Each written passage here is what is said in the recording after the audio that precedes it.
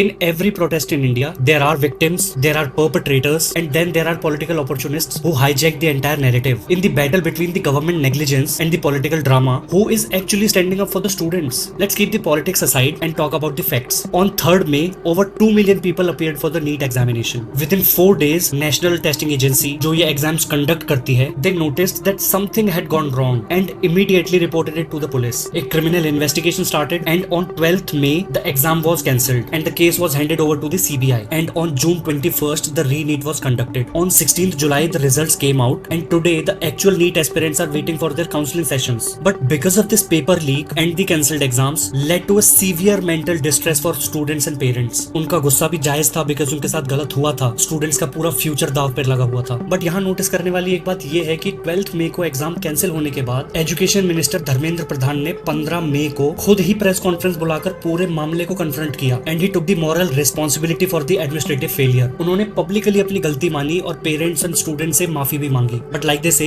just an apology doesn't fix the problem. So beyond the apology, a decision was made to shift future nationwide exams to multi-encrypted computer-based testing (CBT) to stop paper leaks in future. CBI ने fast action करके 13 main criminals को arrest भी किया. So let me ask you a straight logical question. जब गलती accept हो गई, re-NEET examination भी हो गया और permanent CBT solution भी पिक्चर में आ गया, तो फिर ये प्रोटेस्ट आखिर हो किस चीज के लिए रहा है? ये कौन से स्टूडेंट्स हैं? वेल, नॉन नीट स्टूडेंट्स या दूसरे जो भी स्टूडेंट्स हैं, उनको इमोशनली ट्रैप एंड ट्रिगर करके इस प्रोटेस्ट में क्राउड की तरह यूज किया गया है. The main culprit behind this are the cockroach Janata party, those fringe activists and the political opportunists. जब ये प्रोटेस्ट एक महीने पहले शुरू हुआ था, तब CJP was just a meme page. Attention और रेलेवेंस के लिए उन्होंने इस मुद्दे को पकड़ा, and then they were joined by the anti national groups like the SFI, AISA and some other political figures with their own agendas. जब तक एक्चुअल स्टूडेंट्स री-नीट की तैयारियां कर रहे थे, इनका पूरा मूवमेंट मरा हुआ था. So their propaganda team decided that Abhijit Dipke is not enough and they brought in Sonam Wangchuk. Sonam Wangchuk इस प्रोटेस्ट में सिर्फ एक मोहरे की तरह यूज हुए हैं. उनका यूज सिर्फ पब्लिक सिंपैथी गेन करने के लिए हुआ है. स्टूडेंट वेलफेयर के नाम पर स्टेज को एक्वायर किया गया, एंड ऐसे एलिमेंट्स को प्लेटफॉर्म दिया जा रहा है जो देश में नेगेटिविटी एंड रिलीजियस हेट फैलाना चाहते हैं. You tell me, what are they demanding? They simply gave an ultimatum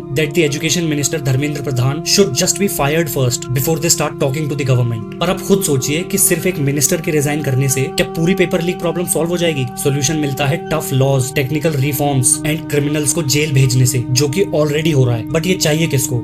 ये मिल जाएगा तो फिर झगड़े कैसे होंगे? आपको क्या लगता है कि जितने भी लोगों को आपने स्टेज पर देखा, जब पुलिस के डंडे चलेंगे तो इनमें से एक भी नजर आएगा? वहाँ सिर्फ नॉर्मल पब्लिक होगी जो वहाँ अपने किसी न किसी दुख तकलीफ की वजह से बहुत उम्मीद लेकर पहुंची होगी. गवर्नमेंट की केयरलेसनेस उनकी गलती थी, पर क्या आपको स्टूडेंट वेलफेयर के नाम पर चल रहे इस प्रोटेस्ट के पीछे एक डेलिब्रेट एजेंडा नजर नहीं आता?